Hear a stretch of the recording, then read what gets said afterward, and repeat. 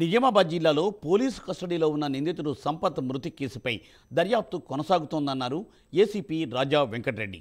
మృతుడి కుటుంబ సభ్యులు చేస్తున్న ఆరోపణలపై విచారణ కొనసాగుతోందని ఆయన తెలిపారు. కోర్టు ఆదేశాలతో నిందితుడిని కస్టడీలోకి తీసుకుని విచారించామని చెప్పారు.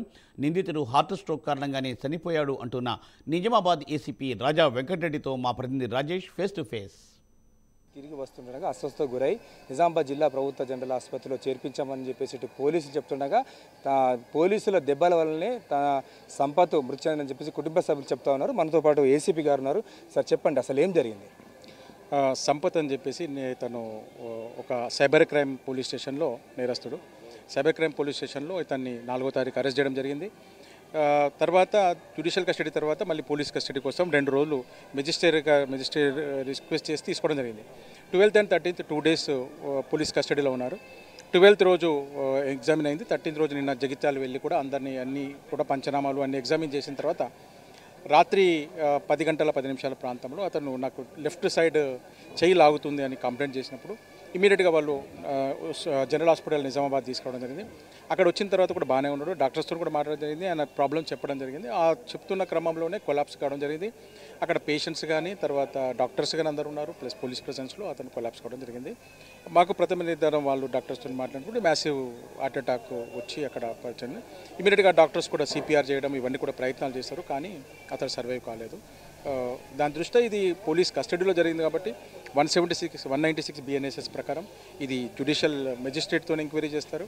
తర్వాత 3 టీమ్ ఆఫ్ డాక్టర్స్తో ఎంక్వైరీ అనేది నడుస్తుంది. అంటే ఆ జైలు నుంచి తీసుకొచ్చిన తర్వాత నిన్న నుంచి కొట్టినారని చెప్పేసి బంధువులు ఆరోపిస్తున్నారు. ఇతను పోలీస్ కస్టడీలో ఉన్నాడండి. ఫస్ట్ మనం తీసుకొచ్చేటప్పుడే ఏ పర్సన్ అయినా పోలీసు డాక్టర్ దగ్గర మనం ప్రొడ్యూస్ చేసి ఫిట్నెస్ సర్టిఫికేట్ తీసుకున్నది అతను నిజంగా ఫిట్గా ఉన్నాడా లేదా అనేది డాక్టర్ దగ్గర తీసుకున్న తర్వాతనే మెజిస్ట్రేట్ దగ్గర ప్రొడ్యూస్ చేయడం జరిగింది. అప్పుడు ఇచ్చిన దాని ప్రకారం అతను ఫిట్గా ఉన్నాడని డాక్టర్ గారు చెప్పారు. నెక్స్ట్ అట్లాంటిది ఏమీ జరగలేదు. అతను నిన్న కూడా అందరు ఫ్యామిలీతో ఉన్నాడు, పేరెంట్స్తో ఉన్నాడు, అందరితో ఉన్నాడు, అందరితో మాట్లాడాడు, అందరితో వచ్చాడు, హాస్పిటల్ కూడా నడుచుకుంటూ వచ్చాడు. ఇదంతా కూడా ఎవ్రీథింగ్ ఈజ్ అన్ CCTV ఫుటేజ్లో రికార్డ్ అయ్యింది.